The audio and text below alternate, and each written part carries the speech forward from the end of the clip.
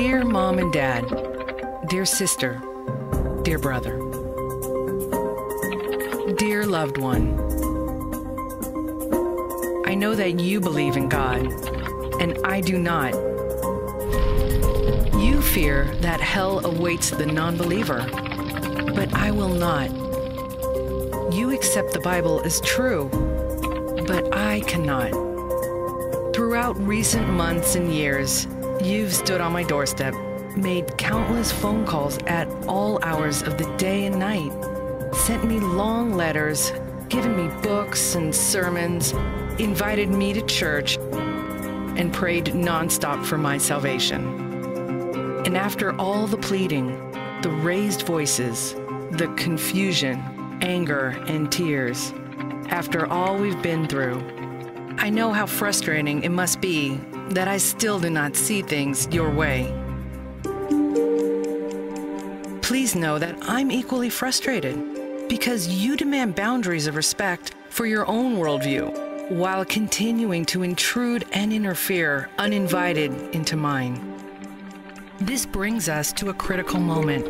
where I must say some difficult things and draw a very clear line in the sand. If you continue to misrepresent the theory of evolution by using the word theory in an intellectually dishonest way,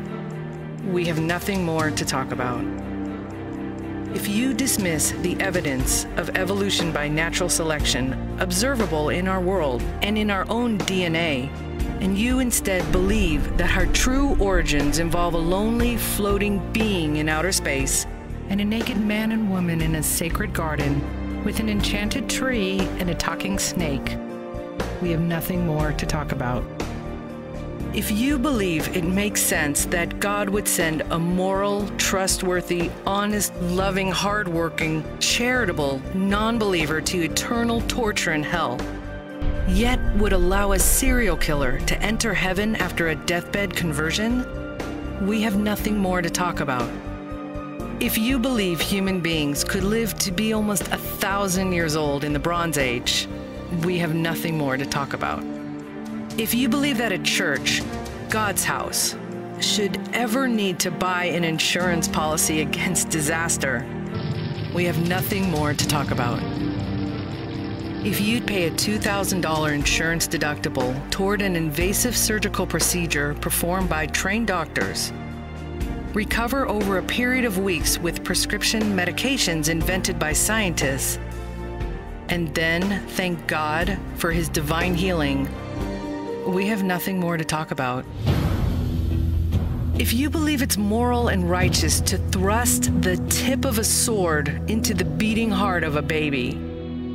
if you think it's reasonable that an all-powerful, loving God would not prevent 300,000 men, women, teenagers, and infants from drowning in a tsunami because he works in mysterious ways, if you believe that any loving God would allow a child to die of cancer in the arms of his grieving parents, we have nothing more to talk about. If you believe in giants, supermen, unicorns, flying chariots of fire, the undead, leviathans, healing mud, talking animals, and the biblical account of a man who spent 3 days underwater living in the belly of a giant fish, we have nothing more to talk about. Finally, at the end of the day, please know that I do love you. But after all these unbelievable stories have been brought to light, if you still believe the burden of proof is on me, that my position is the unreasonable one, the fantastic one, the laughable one, and if you cannot and will not treat me, my private life, my choices, my personal boundaries, and my worldview with the respect I've so often asked for, we have nothing more to talk about.